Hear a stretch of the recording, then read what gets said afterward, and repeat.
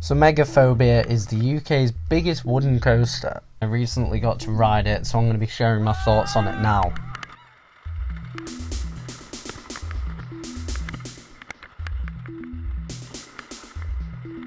As this ride's a wooden coaster, that means that it's always going to feel very fun because wooden coasters always feel chaotic.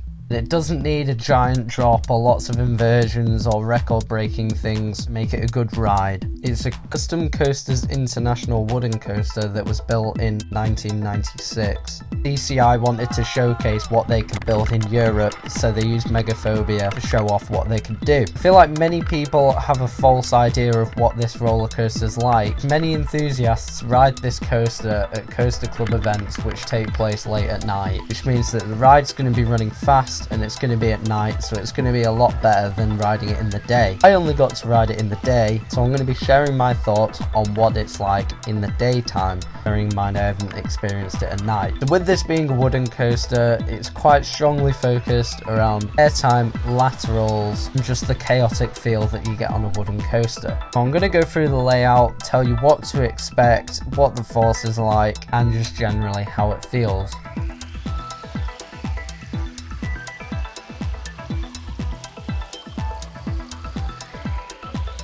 So you start off by going on the lift hill and then going around a big 180-degree turn before you go down the drop. The drop is fairly steep and fairly big, but the stats aren't amazing. When you go down it, on the front row you're just going to hang down it and then go down the drop, but on the back row you're really going to get pulled down it and get some great standing airtime at the top, and then there's a great head chopper of the track going over it, which helps to make the drop even better. However, when you get to the bottom of the drop, this section of the ride is probably the roughest part of the ride, and you'll hit about 3 Gs here and you will get shaken up pretty badly if you're on the back row. However, the front is quite smooth throughout the whole thing. You then go up through this next big airtime hill, which no matter where you're sitting you are going to get airtime. However, the back row is going to get the best airtime because you get dragged over it and you'll get a pop at the front. Now I want to explain here about the airtime on Megaphobia, because don't go into it expecting every single airtime moment to shoot you out your seat, and you're not going to stay there for the whole hill. So just remember when you're watching POVs that the airtime on the hills is either going to be at the start, the middle or the end depending on where you sit. It's not throughout the whole hill. That's the main problem I have with Megaphobia. The airtime isn't throughout the whole hill, however the airtime is still great. Just don't expect it to launch throughout the seat throughout the whole hill like you might feel on some GCIs. Then go into this turnaround which has an airtime pop at the start and the end. Again, this is going to send you out your seat, but you're not going to go absolutely flying, and then you get some nice laterals as you go around the turn, and then some more airtime as you drop down, especially on the back row. Here you're going to get your photo taken and you're going to pass under some track, giving you a bit of a head chopper, and then you're going to go straight up the hill and get another bit of airtime at the top there.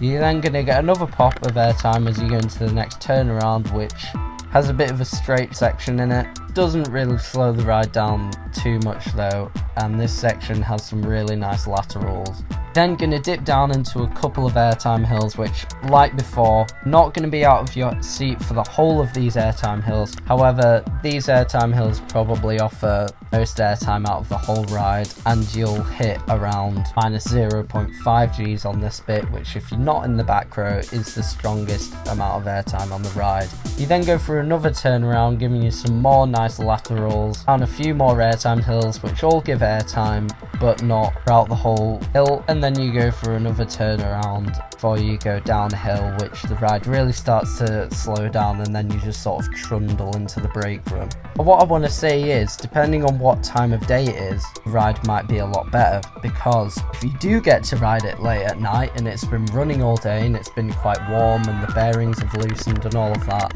you might get airtime throughout the whole thing. Now if that did happen, that would make this ride absolutely exceptional, but for me, it didn't do that. So although I didn't get airtime throughout the whole hill, I still think this was a very enjoyable ride. The airtime is good, it's not as good as it could have been. So now I've gone through the layout, I want to talk about the trains. These are the standard PTC trains that you see in a lot of wooden roller coasters, like the wooden coasters at Blackpool. They have 12 rows, so this means that the ride is going to vary quite a lot from the front and the back, as I've said earlier. And the restraints, you have a seatbelt and a lap bar. Because you have a lap bar, it means you're not restricted and you can enjoy all the airtime. The ride doesn't have a distinct theme, but it's generally presented very well and just looks really nice from off-ride. This is because it's in the countryside and it's got the drop on the lake, and it just overall looks really good.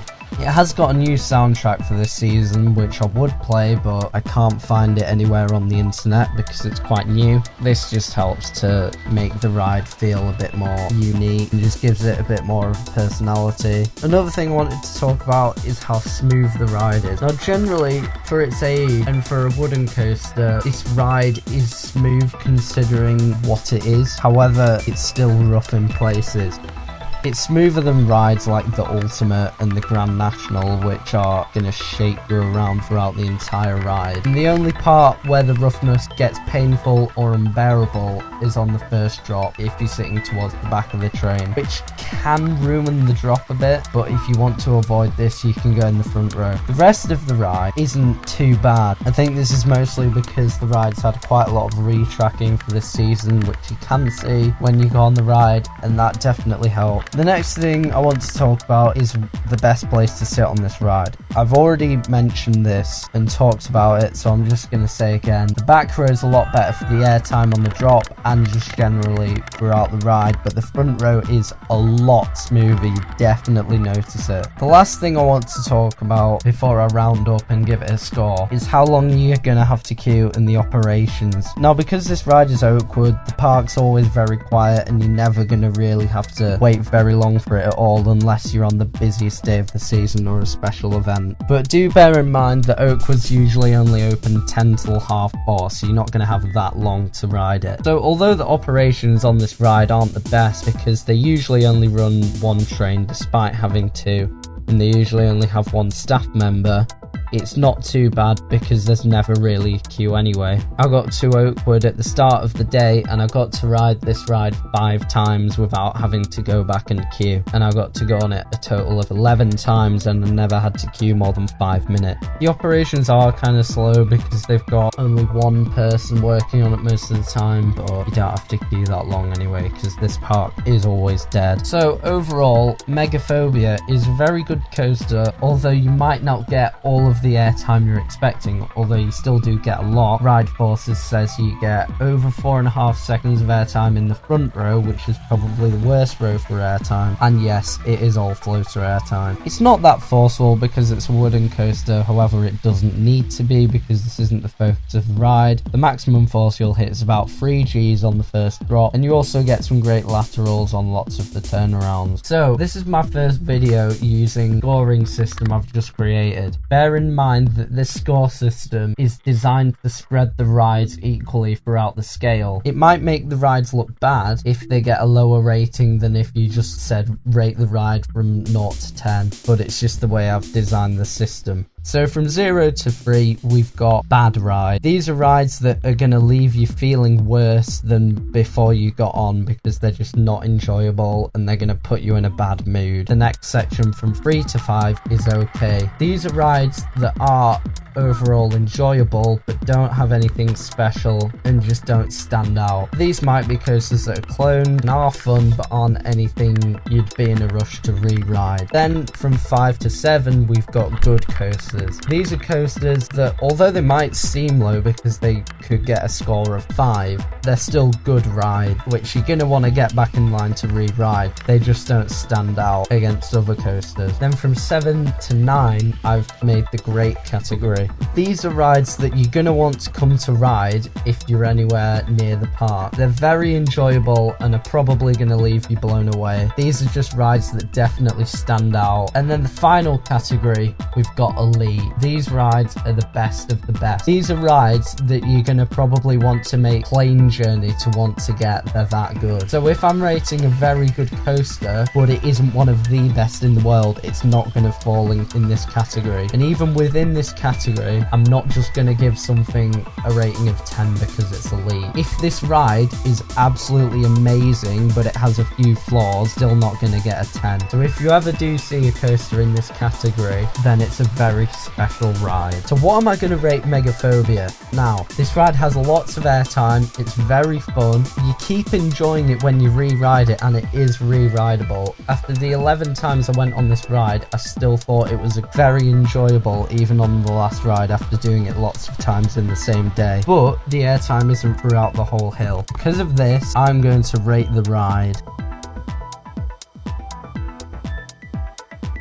a 7.5. So if you're keen on coasters and you live anywhere near this, you probably want to go down to Oakwood. I would definitely recommend trying to ride this ride if you have opportunity to, because it is great. I'd like to hear what you think in the comments. So give me your constructive criticism. Tell me if you agree. What's your opinion? I really appreciate it if you've stuck to the end, and I'll see you in the next video.